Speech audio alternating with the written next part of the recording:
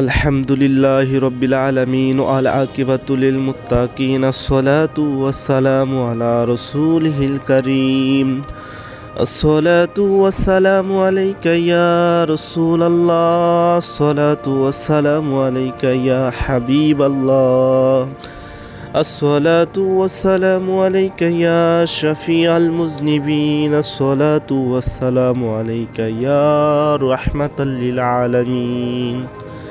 আসসালামু আলাইকুম ওয়া রাহমাতুল্লাহ। সুপ্রিয় বন্ধুগণ, আপনাদের প্রতি রইল আন্তরিক শুভেচ্ছা এবং জিন ট্রিটমেন্ট মিডিয়া চ্যানেলে সকলকে স্বাগতম। সম্মানিত ভিউয়ার্স, খুব গুরুত্বপূর্ণ একটি তদবির নিয়ে আপনাদের সামনে উপস্থিত হয়েছি।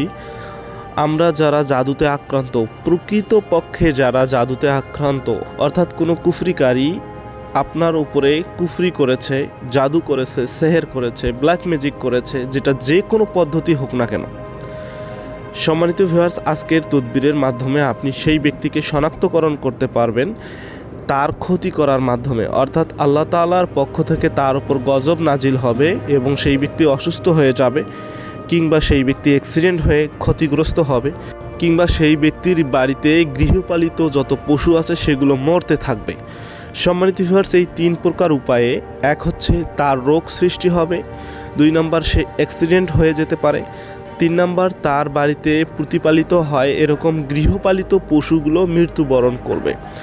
এই 3 প্রকার পদ্ধতিতে আপনি তাকে শনাক্তকরণ করতে পারবেন এবং সে ক্ষতিগ্রস্ত হবে। এই ক্ষেত্রে আপনাকে যে জাদু করিয়ে নিয়েছে তাদের ওপর নয়, বরং যে কুফরিকারী, যে জাদুকর আপনাকে জাদু করেছে সে অসুস্থ হয়ে পড়বে, কিংবা সে এই ভোগান্তিতে ভুগবে।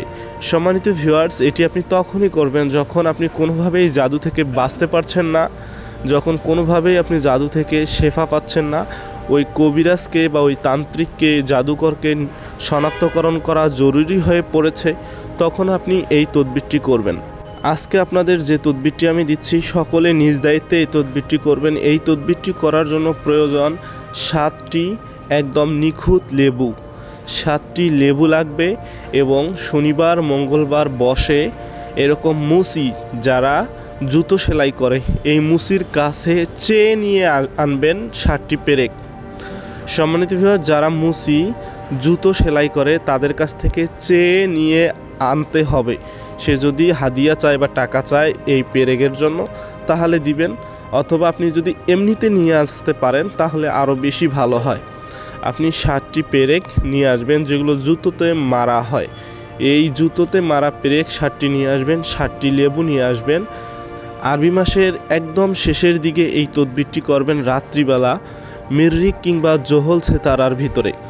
মিররিক কিংবা জোহল সেতারার আমলে যখন আপনি এই তদবিরে বসবেন, তদবিরটি আরও শক্তিশালী হয়ে উঠবে ইনশাআল্লাহ তাআলা। সম্মানিত ভিউয়ার্স, যিনি স্বয়ং রোগী তিনি নিজেই এই তদবিরটি করতে পারেন। তিনি ভালোভাবে উজু করে নেবেন এবং এই 7টি লেবু হাতে নেবেন। নেওয়ার পরে পশ্চিম দিকে মুখ করে বসবেন। বসার পরে আপনি আপনার রোগগুলোর কথা স্মরণ করবেন। আপনার কোন কোন বেমার হয়েছে, জাদুর কারণে কি কি সমস্যায় আপনি কান্না করেছেন, কি কি সমস্যায় আপনি কষ্ট পেয়েছেন, কি কি সমস্যায় আপনার বড় বড় ক্ষতি হয়ে গেছে, এই সমস্যাগুলোর কথা স্মরণ করবেন।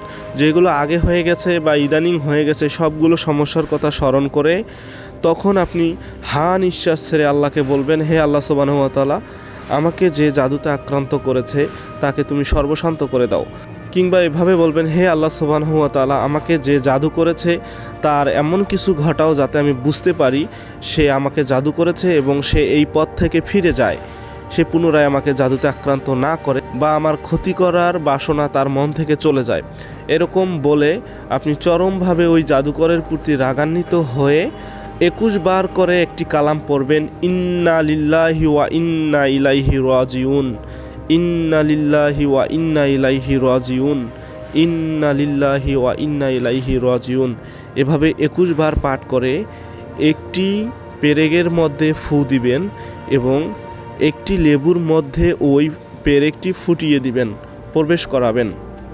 সম্মানিত ভিউয়ার্স, এইভাবে 7টি লেবুতে 7টি পেরেক আপনি চরমভাবে রাগান্বিত হয়ে প্রবেশ করাবেন। করানোর পরে 7টি কবরস্থানে কিংবা 7টি শ্মশানে এক একটা করে লেবু ছিটিয়ে দেবেন।